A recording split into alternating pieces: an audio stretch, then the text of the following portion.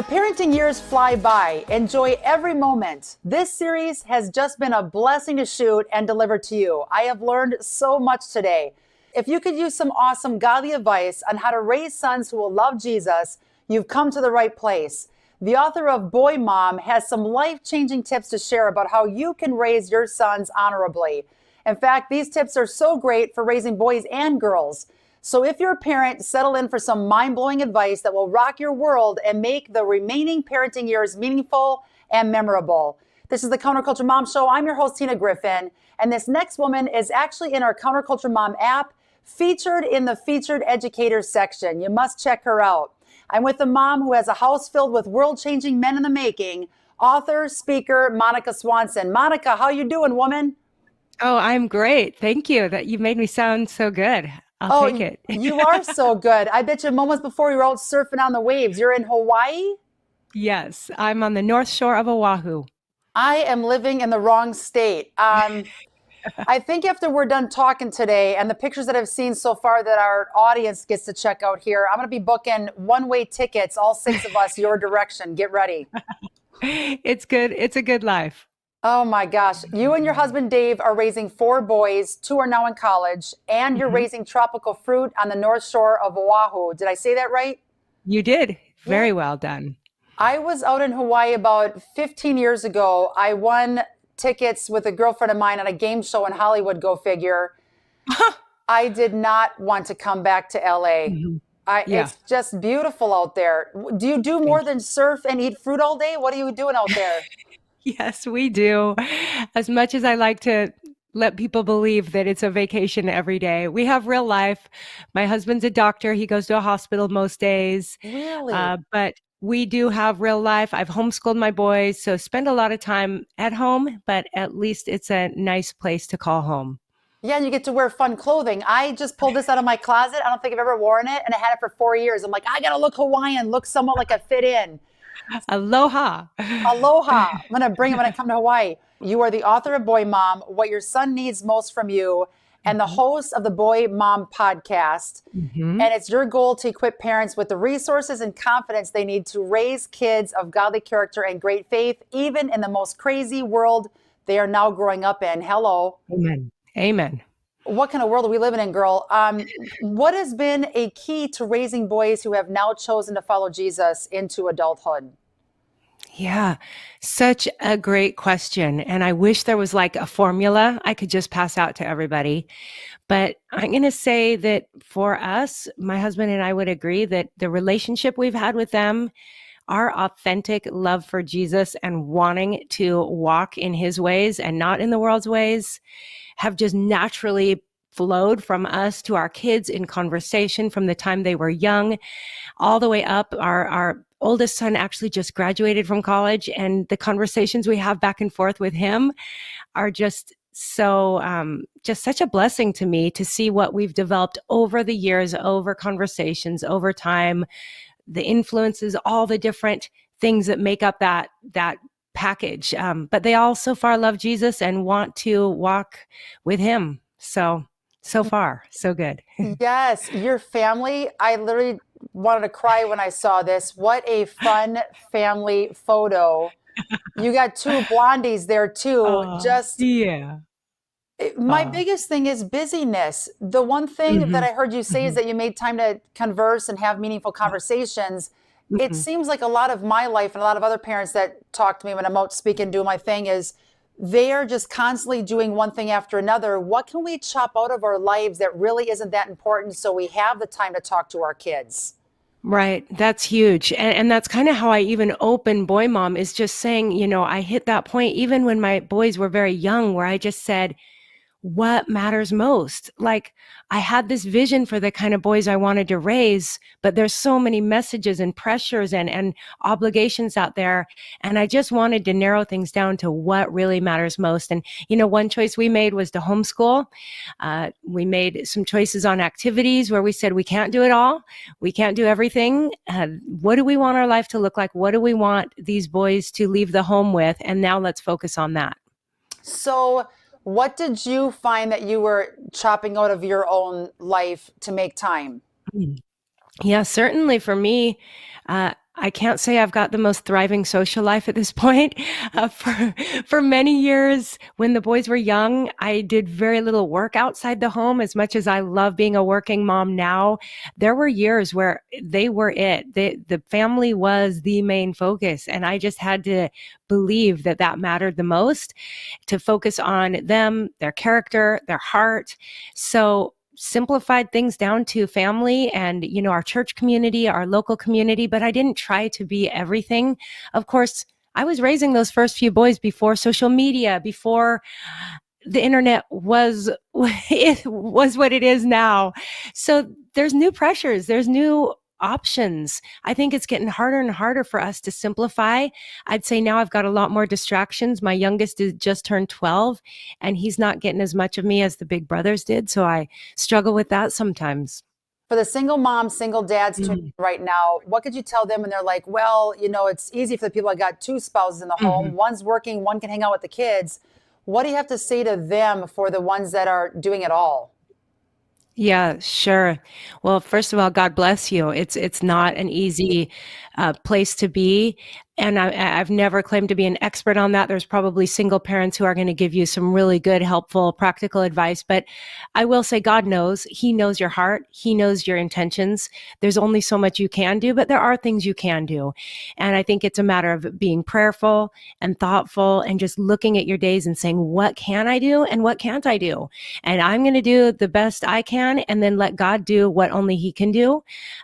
Where influences are huge. How can I surround my kid or kids with some great influences when I can't be there? Who can I rally around them? What kind of things can I cut out, whether it's internet influences or peer influences? Sometimes there's some hard no's we need to say to our kids in order to protect their hearts and minds. And so parenting is not easy work, but oh man, it's worth it when you see them rising up and launching into the world, someone you're really proud of. I think another great thing that we can do is get our kids involved with us, even as single parents. If we're working at tasks or doing something around the house, just have our kids do that with us so we can kill two birds with one stone, having meaningful conversations while folding the laundry, making dinner, that type of deal. And I've seen some killer shots of you cutting up fruit out there where I wanted to take part. Yes. Now, Monica, you have a son who's a junior world surf champ.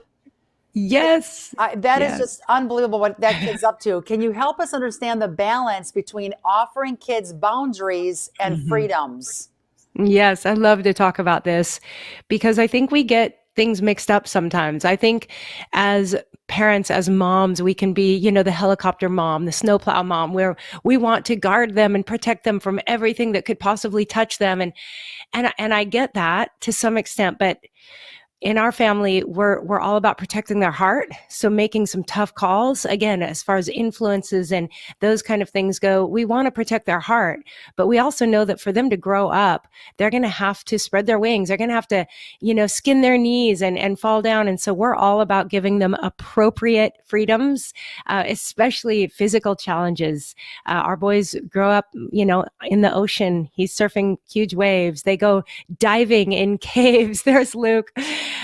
So we love to introduce our boys to a lot of opportunities to just do crazy things, and then but then keep their heart in a safe place as they learn, as they grow to make their own choices. There's going to be a day where they need to make their own choices, but it's not when they're 7, 8, 10 years old. And so they need a lot of counsel, a lot of mentoring as they grow up. But yeah, we're all about getting our boys out and doing some crazy stunts. Yeah, I'll say crazy stunts is right. You're like, yeah, you have to let them get out there and skin their knee. I'm like, skin their knee? This kid's doing a backflip on a board in the ocean, 300 feet in the air. And his name is Luke? Yes, that's Luke Swanson. Okay, well, my husband's name is Luke, and I'm like, that kid's nuts. I mean, one more shot, everybody. Just check this out. That's some serious action right there. Yep, he's got the same blood as my husband. I don't know what it is with the Lukes. Unbelievable. Right. Okay, we're going to get more on parenting and the power of influences right after a word from our sponsor. Approximately half of all kids are exposed to porn by accident. However, you can help your child quit porn or never even start by having accountability. The Covenant Eyes app monitors your child's devices, while the Victory app gives you a comprehensive feed of their device activity and alerts you if explicit material is accessed. Get Covenant Eyes free for 30 days by texting the word victory to the number 66866. That's victory to 66866. Let's keep our kids porn free. Monica, can you talk about the power of influences in our kids' lives and how we as parents can best navigate that? What are positive, what are negative, and how do we help them navigate that business? Yeah, it's complicated, but I think it's one of our greatest jobs as parents.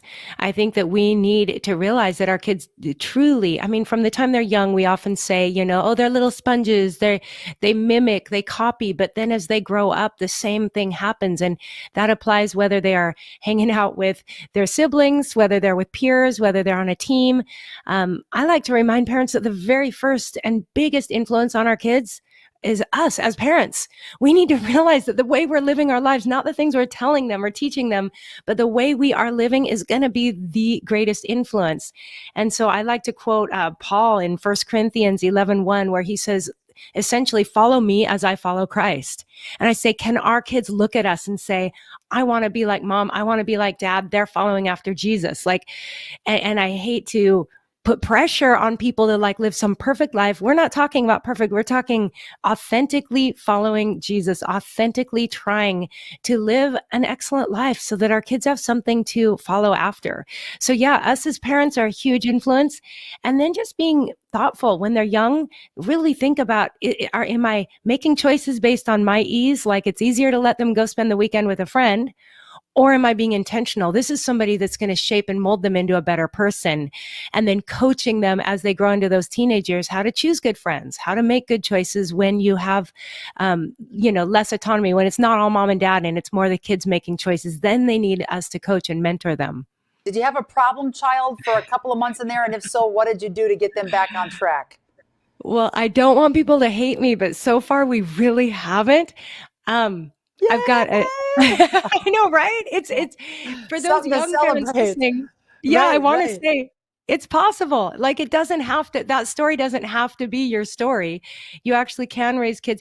Now, I do tell the story in Boy Mom of a time one of my boys was really there was a lot of conversation because some of the kids he grew up with who were good kids were starting to make some bad choices. Mm. And so his argument was, well, if I hang out with them, maybe I'll influence them. Maybe I'll help them. And I was like, it doesn't usually go that way. Most often it's the other way. And so we had to make some tough calls where he had some lonely days where all the cool kids were doing one thing and he was hanging out with mom and dad for the most part. We live in a small community. It's not like you've got tons of options. And so there were some lonely times. There were some difficult times in that way. But so far, the kids have all chosen to, they never turned away from the Lord. There were some challenging times between us as we walk through that. But fortunately, they've always held on to their faith. And after some lonely seasons, they've come out with great friends. And, in college, then finding really like-minded young adults who they feel like was a reward for the years that they kind of went without those close friendships. So. That's so cool. How do you keep communication open between you and your kids and your husband? Like, since they're all four Right. boys, what does Yeah. your relationship look like between you and the boys and your husband and the boys with communication Right. styles? Sure. Yes. Well, you mentioned something earlier when you were speaking about the single parents, but I think especially with boys, shoulder to shoulder is such a great way to communicate. So if we go out for a family hike, yes, doing chores, doing the dishes side by side, I find that boys open up more when they don't have to give you that eye to eye contact. And so a lot of activities, a lot of walks, bike rides, beach time. For me and the boys, I'm pretty comfortable sitting down and, the late nights are a great time for mom to usually sit down and get boys to open up a little bit more in those teenage years, right when you're tired and want to crash. You sit on the edge of their bed and they're usually going to be a lot more open with you. And then dad's the active guy. So he's at the beach with them. He's doing their sports, talking in the car on the way to the surf. That's dad's time, I think. And you talked about earlier, and I know you addressed this in your book, character Mhm. development. That's another thing that I Mhm. know a lot of parents want to know. What can we do to get our kids to develop some decent character? And Right. sometimes I find it hard to find activities for them to develop that character. What can we do to get them to Mhm. learn how to think of other people and not just themselves and Mm. serve their neighbor? What are some Yeah. things we can do? What worked for you guys? Sure. Yes. Uh, and I do love to talk about character. I think next to faith, that's like the thing that we need to focus on the most, especially today in the world in America. I just think people aren't talking about character. It's a very selfish culture we live in right now. And so, yes, I think being intentional about getting those kids out and serving others and looking for opportunities. What can we do? Hey, we know somebody who recently lost a spouse. What can we do for them? And really opening up those conversations and just having really talking. We got to just talk to our kids about things. I love to use stories, reading good books that really demonstrate, give them examples, role models to follow after. And then as they grow up, just literally surrounding them with more and more influences. I have a character training course, but in that, what I love to do is offer resources, again, books, movies. I have a list of things like TED Talks and YouTube channels that we can point our kids to that say, wow, look at what this guy did. Look at what this girl overcame. Look at how you can be inspired by what somebody else is doing. Oftentimes adversity is really the fuel for great character. And so if our kids don't have something hard they're walking through, how can we give them challenges? What can we do? Whether it's, helping with some work outside or inside or a physical challenge, what are some things we can do that will allow our kids to face something hard? Because we have a lot of kids right now who are really soft, who just don't have hard things. They get 3 meals plus snacks. They have a bed to sleep in, a family that loves them. So what can we do to offer them some challenges that will make them dig deep, get gritty, and develop some character? I love that. And I like what you did with one kid. I don't know if it was your decision, their decision, but you have one kid in college in California. I mean, right there you Right. go. That's Oh, yeah. fantastic. They survive in California. They can survive anywhere. I went out there at the age of 20 in Yeah. Hollywood. I'm like, I got this. Went over the first string of lights, the skyline over the first hill on Highway 10. I'm like, I got this. Just a couple lights. Go over the second hill. I'm like, I'm dead. I hope I survive what's about to happen here. But I made it for 10 years, loved it. So the fact that you sent a kid to California, Oh, yeah. what city did he go to college in? Right, right. So I've actually got two. They went to the same college there at Westmont College in Santa Barbara, California. Oh, that's And fantastic. so they've got eyes wide open. I mean, they're at a Christian college, but we all know that that doesn't necessarily mean a whole lot as far as the condition of their heart and the spiritual nature around them. So we just go in and say, listen, this is this is what it is. God's word, right and wrong. So talk to us as you go. But we knew that they were ready by the time they went. That's fantastic. Okay, what are some, I'm thinking like 10 new questions as you're saying one thing. I'm like, I wonder what you say about this. How about certain chores for younger kids? What are some things that you did with your kids to get them out and help other people? Yes. Here again, because we live in a small community, there's not as many opportunities. I'm sure a lot of people have just so much to choose from. We do we have a weekly food distribution for some of our needy people in our community. So we've just brought our boys down regularly. When they were young, it was monthly, and we just pack food and see the people that come through. And they were just such a great example of like, some of these people have made some choices that they're now living with. Let's talk about that. What led to them being in the position they're in, or, having a heart for mental health issues that are sometimes just very real, and we need to be compassionate. So finding that balance and having those conversations. Otherwise, a lot of things just in our own church community give our boys opportunity. They've all served, they've all led youth ministry, they've all done things, when there's a need to set up for church, they're up setting up chairs, doing whatever they have to do. But we just find ways for them to be useful. Little things that I think are a lost art, like writing thank you cards. Like, who does that anymore? Well, I want kids that do that. So it's just being intentional as parents to like, hey, what can we do right where we're at without leaving the house? Sponsoring kids in another country who are hungry or have needs. Let's write them a letter. Just being creative and finding things you can do. We have the same thing. All 4 kids write to missionary kids around the country. That Mm-hmm. Compassion International, there's like a Yep. bunch of them out there, but we'll put that link in the show notes for everybody. Counterculturemom.com, by the way, go to the website, watch this program. If you're currently tuning in via audio, watch what we're showing here and click on the resource links surrounding this episode for all these ideas. Great, great ideas. I have to ask, you said earlier that there's a bunch of great books that you read or that your boys read on their own to help them with character development. Do you have like your top couple of favorites you could rattle off for us? I'm getting a lot of parents asking me. I just got back from a speaking event in Ohio, American Heritage Girls, 4 different sessions. Every session, someone said, we need more book ideas. Do you have any for us? Right. Right. Well, a lot of what we use were just even good stories. And so I do have a list in Boy Mom of just books that highlight stories. And my favorite thing to do is just read through the Bible and find characters like Daniel or Joseph, people that we can look at their life and say, how did they have character? How did that work out? Or the people who had bad character as well. You can learn a lot from that. Otherwise, again, one of the best parts of my character training course is pointing to YouTube channels. I love people like Tim Tebow, who you can just watch speak and will just inspire kids. I always say his name wrong, but Nick Vujicic, is that Oh, the yes. man born with Vucic? no arms and legs? Yeah. I Yes. mean, we have our boys watch these videos where they're like, it really puts things into perspective. Bethany Hamilton is a friend. She surfs with Luke. She's also a rip curl surfer. And so she's on Kauai, but her story, overcoming a shark attack, losing Phenomenal. her arm. You keep dangling the carrot here. We're going to eat that carrot the second we get back from this commercial break. Hang tight.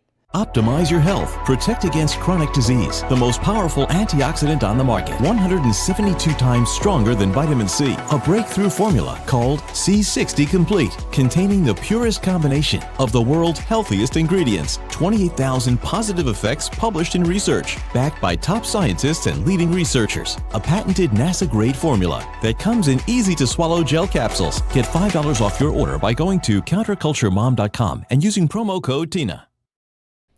Okay, we're back, girl. We have got to go surfing on your website, monicaswanson.com.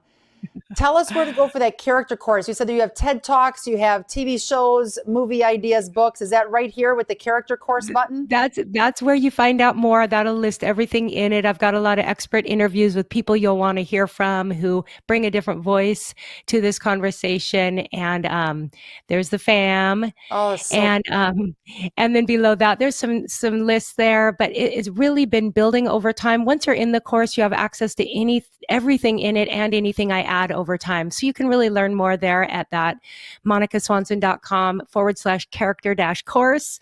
And, we talk about gratitude and fighting entitlement. I've got a new interview about anxiety and how that sometimes, and you can see all those speakers there who are different yeah. interviews. So yeah, it's a packed course, and it's kind of become a home base where you can just return to it as new things come up. If you've got anger issues in parenting, if you're helping kids choose better friendships, it's got a little of everything that's related to character, and it's just my heart of hearts. So I'm really proud of it. I love this thing. I definitely have to get my hands on this myself. Yes. monicaswanson.com. This will be surrounding the episode show notes. Once again, you can check out this episode at counterculturemom.com. For those people tuning in via audio, I have to rattle off in the course. This is just some of many things you're going to get your hands on. Motivations for character development, kid-friendly definitions and examples of character qualities, the power of influences and role models. That is huge. Building a strong family unit, anger in parenting, how we can help our kids make better choices. I know I was going to say something there too. The use of consequences and discipline as tools for character development, friendship challenges during tween and teenage years. I want everyone to see just how phenomenal your book really is. Check this out, guys, behind the scenes there in Oahu, Hawaii. From the beginning, there is a special bond between a mother and her son. As women, we are nurturers, connectors, and we love our sons deeply. As they grow, we help our boys discover the world and cheer them on as they learn new things and spread their wings. Our boys must forge their way into becoming young men, so we want to do it well, to raise our sons with no regrets. What do our sons need most to grow up to be kind and honorable, to love God and truly care about people? Sons who do not conform to the world but are equipped to be world changers. These are the questions that inspired my research and shaped my years raising my own sons. And now I've gathered the best of what I have to share with you. So I invite you to join me in the sometimes messy, often hilarious, and always beautiful adventure of raising boys. Boy, Mom, Aw. gotta get it. I watched your trailer getting ready for getting you on the program. I cried then, I'm crying again. The time is so short. Mm. Monica, you are just phenomenal to have on today. I seriously want to come out and do some surfing, lay out in the sun, talk about how to raise these kids. I'm a couple years behind you here, but you survived. You got all your hair, so I know it's possible. And we're going to come out to Hawaii and get our flights right now. I'm going to look at tickets. I hope so. I hope so. We'd have a blast. Let's do this. Thanks a lot for jumping on the show today. Aloha. Thank you. Aloha.